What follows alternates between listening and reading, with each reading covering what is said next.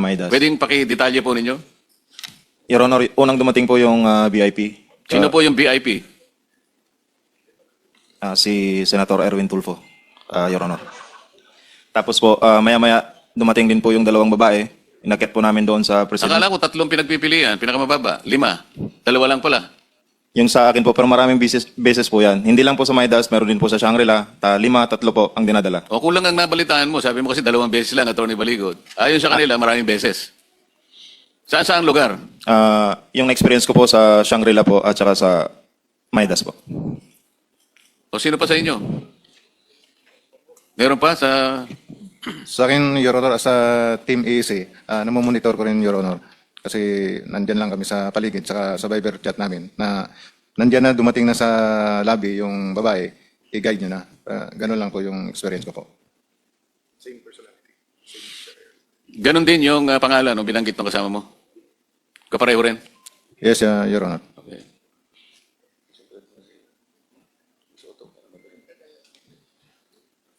Mr. Chairman, the issue kasi here is bakit ayaw ituloy ito. And if ginamit ni Senator Soto at Senator Lacson for false accusation or selective justice, because lumalabas dito magkakampi yung DOJ Ombudsman at witnesses at sila nakakapili kung sino ang state witness at hindi. No? Ang aking balita sa case ni Senator Joel Villanueva, in fact, 4 yung version na lumabas dito, tapos bumaliktad na nga yung dalawa. So medyo magulo yung mga storya. So I was just really surprised bakit ganun ang reaction. Alam mo, nung nag-umpisa to, hindi natin kalaban ang Malacanang eh. Yung dito sa changing of here, in fact, may mga dialogues through informal channels para sabihin, trabaho tayo, economics, impartial na impeachment, no? Meaning fair sa dalawang side. Pero nagulat kami bakit ganyan reaction at ayaw talaga matuloy ito. So yung pala, may mga personality na nababanggit from the 11 senators, and then yung nabanggit ko kanina, na may tinatakot na ilan miyembro na babanggitin o hindi. No? So I really hope that you will have your day in court, so to speak, meaning a real interview by the DOJ, by the Office of the Ombudsman. I think, Attorney, the individual affidavits will be important. And I really hope you keep your group together. And siguro mananawagan lang ako sa mga kababayan natin kung kayo'y naniniwala sa grupo. Yun nga, they're existing now by ambag-ambag. I don't know how, but siguro through Attorney Baligod, because their daily lives ng kanilang pamilya continues eh. And we don't know if this scandal will be 1 week, 1 month, 1 year, because tip of the... So lumalabas sa inyo, no? 2022 pa lang? When was the first delivery? Sir, paki-mic lang para. September 2022. 2022, and they took office June 30. So, hindi pa siguro namang ghost project yan. So, regardless saan galing ang pera, it only took July, August, September. It only, late July, kasi hindi siya naging APRO until SONA after SONA. So, August, September, so parang 2 buwan pa lang may delivery na. So, we're talking about corruption scandals that were already in existence 2022, 23, 24, bago to sumabog lahat ng 2025. No?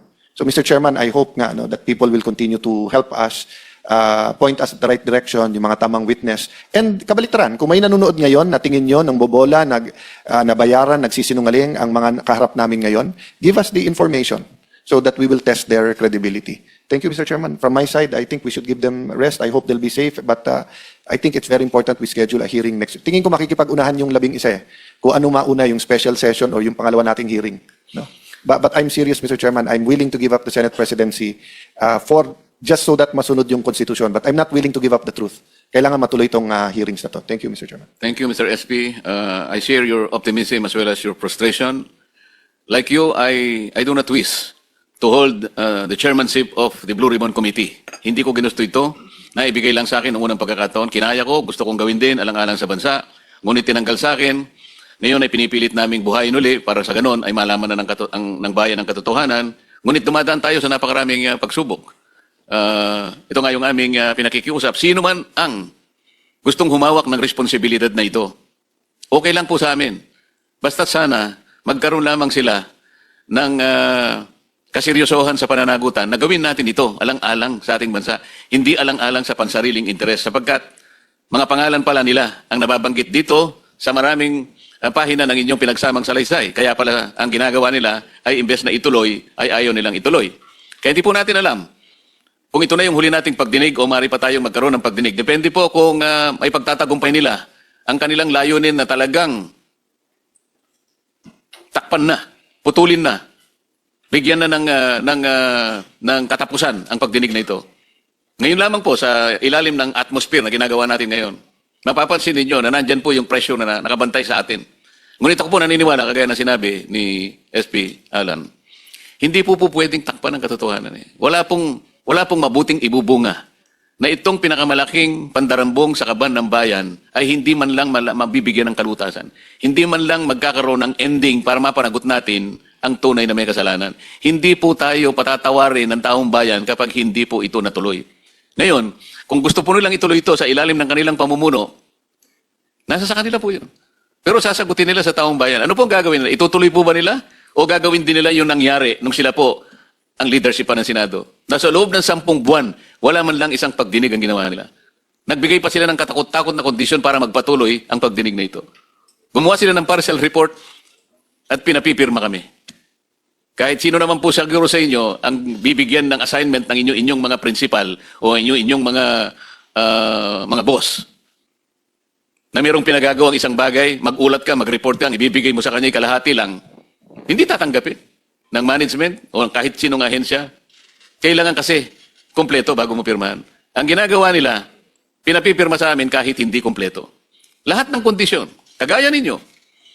Ang kondisyon, kailangan mapatibayan hanggat hindi niya napapatunayan sa sarili niyang panukat na kayo'y nagsasabi ng totoo, kailanman hindi kayo ipatatawag. Kung hindi pa nagkaroon ng pagkakataong kagaya nito na marinig kayo ng buong sambayanan, hindi sana kayo nagkaroon ng pagkakataong na ganoon. Ganun po kahirap. Ang dinadala naming responsibilidad, makita lang natin. Malaman lang natin ang kabuuan ng puzzle na ito na kung tawagin natin ay flood control scandal. Trilyong piso ang winaldas. Ninakaw sa pera ng bayan. Pera ng tao. Ang nagnakaw po sa tanghaling tapat. Hindi po nakamaskara. Nakakurbata po. Nakabarong lahat. Pagkatapos, ayaw nilang ituloy ang pagdinig na ito. Masama po ba na magsama-sama kami? Bakit po sila nagalit sa amin nung sabihin naming ituloy natin ito? Ayaw po ba nilang yung tungkulin na yon ay pagsilbihan nilang taong bayan? Pera po nila ang nawaldas, pera ang nawala. Katungkulan po natin na hanapin yon. Alang-alang sa sinumpaan naming tungkulin na ang ating mamamayan ang mauuna sa lahat ng bagay. Hindi kailanman ipagpapauna ang sarili ng interes. Nakita na po natin ngayon, kaya po pala ganun ang kanilang patakaran. Sangkot pala yung marami sa kanila. So kami po ngayon ay magpapasalamat sa inyo. Kung tayo po ipapalarin, magkikita-kitang muli sa susunod na pagdinig. Sana maipagpatuloy natin para mabuksan lahat ang dapat nabuksan. Yung inyo pong mga individual affidavits, ipagkaloob po ninyo sa komite, yan po ay magiging parte ng pagdinig sa araw na ito. Sana'y kasihan po tayo ng Panginoon Diyos sapagkat ang ginagawa natin ay para sa bansa. At kami ay naniniwala na ang inyong pagsasakripisyo at pagsasakit ay hindi po mawawala ng katuturan. Meron ka gusto sabihin? Meron ka gusto sabihin? Mr. Chairman, may I suggest we simply suspend instead of adjourn so that the invitations are still valid live, and then also so that if we need to meet sooner, it will be easier to inform everyone if this finds favor with the chairman. Yes, Mr. President. As a matter of fact, Suspend the hearing, not suspend me, Mr. Session, like what the 11 wants to do. Yes, it will be remain suspended kasi marami po tayong kukunin. Yung binanggit po ninyong mga addresses na kung saan dinala yung mga pera, may patatawag po tayong mga tao para i-confirm po na talagang na-deliver yun, yung mga sasakyan na ginamit, sino yung mga gwardyang nandun, pati po mga plate number ng sasakyan, mga kulay, lahat po ito ay kakailanganin para sa ganun magkaroon ng katibayan lahat ang mga isinaysay ninyo sa inyong pinagsamang sworn statement, maliban pa sa mga isusunod po ninyong mga individual na sworn statements para lalo pong malaman natin, lalong-lalo na po sa mga personalidad na nabanggit. Sorry, Mr. Chairman. I just have to clarify this. Mahal ko ang ating bansa, mahal ko ang ating konstitusyon. So I'm willing to talk to anyone, including the 11, to find common ground. But ilalabang ko yung tama, pati yung Senate presidency. Kasi may nagtatanong na, are we going to give up? We're not going to give up. I'm just saying that if we love the institution, we'll look at all possibilities, di ba? Pero hindi nila pwedeng baluktutin ang batas. At pagkatapos sasabihin, 11, 12 pwede na mag-elect ng Senate. Ang pino-point out ko lang, Mr. Chairman, hindi tayo kapit tuko. Di ba? If we find the right person that can bring us to the truth, then so be it. Thank you, Mr. Chairman. Mr. President, so we suspend the session Until, Mr. President, yeah. Until further notice. Suspend Mr. Chairman. the hearing until further notice. Makakakuha po kayo ng notice mula sa komite kung kailan po natin itutuloy, anong araw at kung anong oras. Salamat po sa inyong panahon. Salamat po sa inyong sakripisyo.